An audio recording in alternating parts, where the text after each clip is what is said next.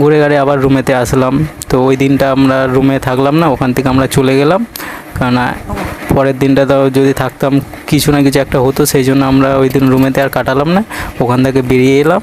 তো গাইস, আমরা তো বললাম যে আমরা ওই হোটেল থেকে তার পরের দিনই ওখান থেকে চেক আউট করে যাই।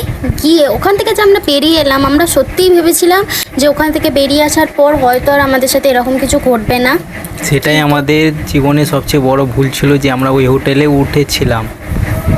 আমরা সত্যি ভেবেছিলাম যে এরপর হয়তো আর কিছু হবে না, কিন্তু তারপর আমরা যে ওই হোটেলটা থেকে বেরিয়ে এসেছিলাম, তারপর আমাদের সাথে আরও ভয়ানক কিছু ঘটনা ঘটেছিল, যেটা আমরা সত্যিই আশা করিনি, বা হয়তো আমাদের সাথে ঘটা সেটা উচিত ছিল না। তো এই ভিডিওটা এমনিতেই অনেক লং হয়ে গেছে, আমরা এর নেক্সট পার্ট নিয়ে আসবো। কমেন্টে জানাও এর নেক্সট পার্ট তোমরা দেখতে চাও কি না, তো তোমাদের জন্য নেক্সট পার্ট আমরা অবশ্যই নিয়ে আসবো।